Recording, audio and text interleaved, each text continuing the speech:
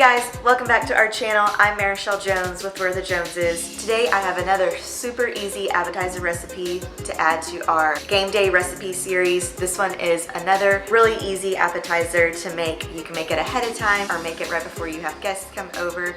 It is one of our favorites to always bring to other people's events or parties, or one to have whenever we're having a game day watching party at our house. Today's recipe is the ultimate ranch dip. What we do to our ranch dip is take the basics of a regular ranch dip, and then we add in these two ingredients that I think really take this ranch dip up a notch and make it delicious. We always get asked from all of our family and friends to make this recipe, or we're having guests over, or whenever we are in charge of bringing an appetizer to someone else's house. So the first two ingredients that we use for this ranch dip are a 16-ounce container of sour cream and then a ranch dip mix packet. We mix those two ingredients together first, and then what we do to really kick it up a notch is we add two more ingredients. The first of those ingredients is shredded cheese. We're a big fan of the Tillamook brand. We love their farmhouse thick cut shredded cheese. You can use a shredded cheese packet, or you can buy a block of cheese and shred it yourself. I've made it with different cheeses over the years, and the thick cut seems to be the overwhelming favorite. The second ingredient that we add to this recipe is cooked bacon. So I take about 1/4 cup of bacon, cook it on the stove, and then cut it up into really small pieces and add it into the mix. I've tried it where I've used pre-cooked bacon, or like those bacon crumbles you can buy at the store, and it's just not the same. It tastes so much better if you use fresh cooked bacon in this ranch dip recipe. So I'm gonna get started cooking this bacon on the stove, and then while I'm doing that, I will mix these two ingredients together first, and then I will mix in the cheese, and at the end I'll top it off with the bacon.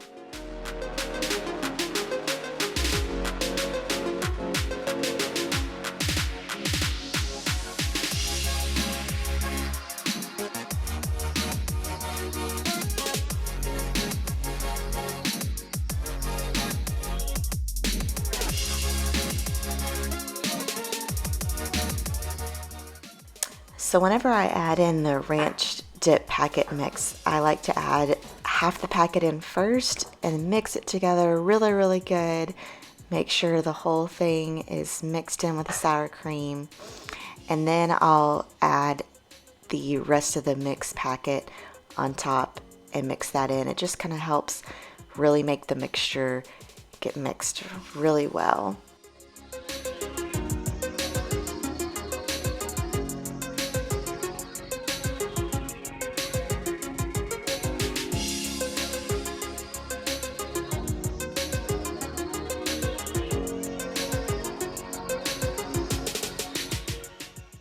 Next, I add in the cheese.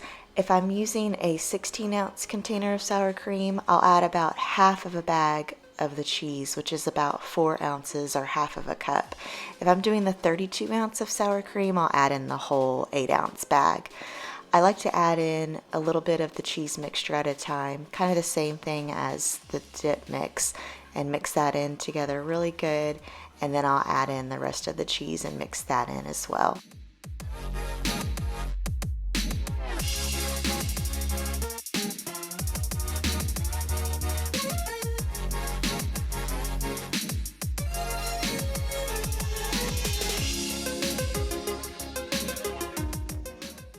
So my bacon is done, and now I'm just going to cut it up into little crumbles and add it into the ranch dip mixture. You can kind of peel them apart with your fingers if you want, but I just like to use a knife really carefully and cut them into really small little pieces. I kind of eyeball how much I use every time. It's usually about maybe 4 to 5 slices of bacon that I'll cut up and sprinkle in.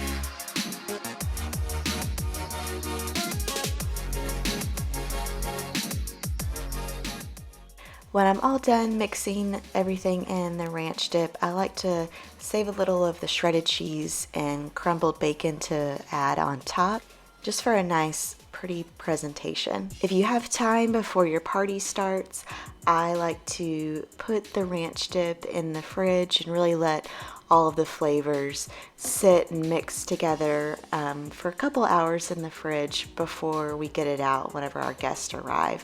Now that your ranch dip is all done, you can add in your favorite chips and veggies you want to have to dip in your ranch dip. We love to have Ruffles, maybe some seasoned tortilla chips, and carrots and cucumbers and bell peppers are our favorites.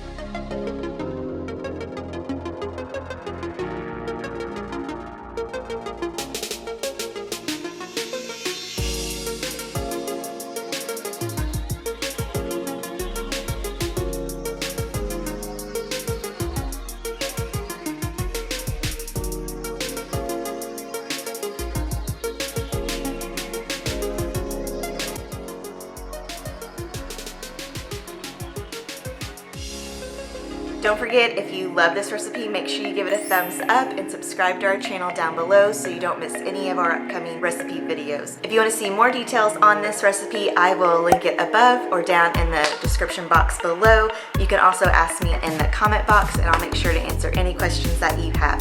Thanks for watching.